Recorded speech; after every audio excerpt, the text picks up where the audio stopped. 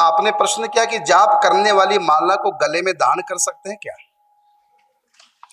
जिस माला से जप किया जाप करते हैं क्या उसको गले में धारण कर सकते हैं? वैसे परिस्थिति के अनुसार उसमें गले में डाल ले, लेकिन उसको धारण करके हर समय 24 घंटा नहीं घूमना चाहिए। और वो जप की माला अलग ही रहे तो अच्छा है। बिल्कुल ठीक है, बिल्कुल। वैसे भी कहा है कि जो अनाहत चक्र है हमारे यहाँ हृदय में, उससे नीचे माला लटकती है तो उसमें दोष लगता है, सोच नहीं जा सकते, लघु शंका नहीं कर सकते, दीर्घ शंका नहीं कर सकते, तो अपवित्रता का दोष लग जाएगा। इसलिए उसको अभिषेक करना पड़ता। हाँ बिल्कुल। इसमें तो एक बात, आप जैसे गले में कंठी है इसमें कोई दोष नहीं है, लेकिन यदि अनाहत चक्र कहाँ होता है? छाती की हड्डियां लास्ट वाली पसलियां जहां जुड़ती हैं उसके सीध में और पीछे मेरुदंड वहां पर, तो इससे नीचे माला नहीं लटकनी चाहिए। अब 108 मणके की माला नीचे लटकेगी। इसलिए उपनयन संस्कार जब हो जाता है तो जनेऊ के बारे में भी कहा कि जब लघु शंका दीर्घ शंका जाना तो कान पे लटकाने का विधान। कान पे क्यों लटकाता है? जिससे कि वो ऊपर आ जाए, उसके लिए नाभि का बताया है, नाभि से ऊपर आ जाए। और माला जो होती है वो अनाहत चक्र से ऊपर आनी चाहिए।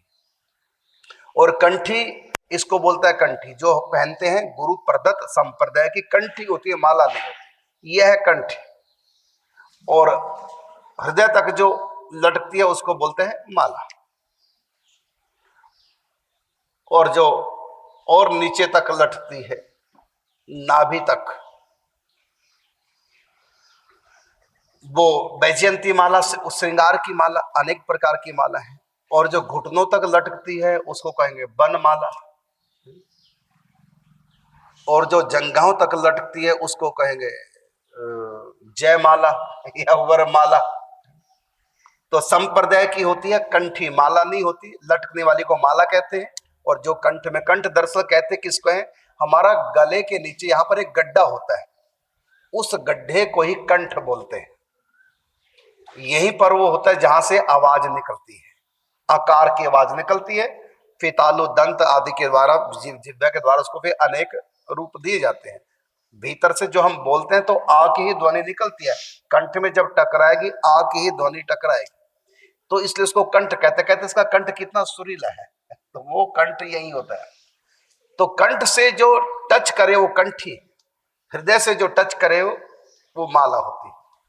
अब जो जप वाली माला है धारण करने को, जैसे महाराज जी ने कहा कर सकते हैं, लेकिन फिर भी पवित्रता का ध्यान रखें, क्योंकि यदि हार्ट से नीचे माला जा रही है तो आप जो है सोच नहीं जा पाएंगे, और आप जो है लघु शंका नहीं जा पाएंगे, अपवित्रता का दोष लगेगा। इसलिए अलग ही रखें, अच्छी बात।